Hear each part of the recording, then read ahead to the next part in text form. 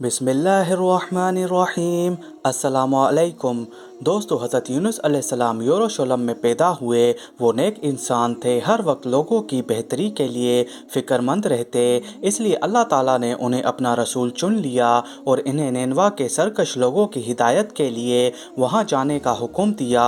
نینوا پہنچ کر حضرت یونس علیہ السلام نے اللہ تعالیٰ کا پیغام لوگوں تک پہنچاتے رہے۔ جب بھی حضرت یونس علیہ السلام ان لوگوں کو سمجھاتے تو وہ ان کی بات نہ مانتے۔ حضرت یونس علیہ السلام نے ان کو بار بار سمجھایا کہ برے کام چھوڑ کر نیک کام کرو اور اللہ تعالیٰ کے عذاب سے ڈرو، لیکن ان نافرمانوں نے اپنے طور طریقے نہ بدلے تو حضرت یونس علیہ السلام بالکل مایوس ہو گئے۔ انہوں نے نا امید ہو کر نینوا کے لوگوں کے لیے عذاب کی بد دعا کی اور دل ساختہ ہو کر سمندر کی طرف چل پڑے۔ وہاں ایک کشتی سفر کے لیے تیار کھڑی تھی۔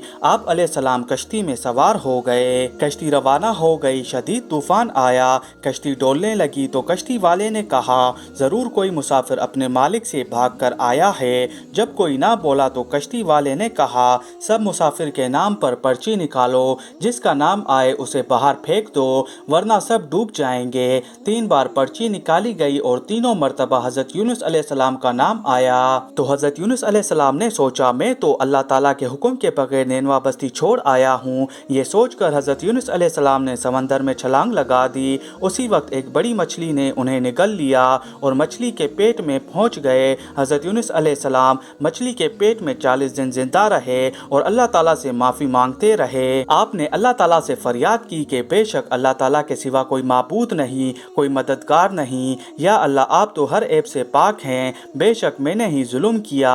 اللہ تعالیٰ نے حضرت یونس علیہ السلام کی دعا قبول کر لی اور اللہ تعالیٰ کے حکم سے مچھلی نے آپ کو 40 دن کے بعد سمندر کے کنارے پر اگل دیا۔ حضرت یونس علیہ السلام نہایت ہی کمزور ہو چکے تھے۔ اللہ کے حکم سے ایک درخت سے خوراک اور سایہ مل گیا اور آپ آہستہ آہستہ صحت یاب ہونے لگے اور آپ کے جسم میں جان آنے لگی۔ اللہ تعالیٰ نے انہیں واپس نینوا جانے کا حکم دیا۔ جب حضرت یونس علیہ السلام نینوا پہنچے تو لوگ آپ کی پر اثر تعلیمات پر یقین لا چکے تھے، جس پر حضرت یونس علیہ السلام نے اللہ تعالیٰ کا شکر ادا کیا اور نینوا کے لوگوں کو اللہ تعالیٰ کے دین کی تعلیم دینے لگے۔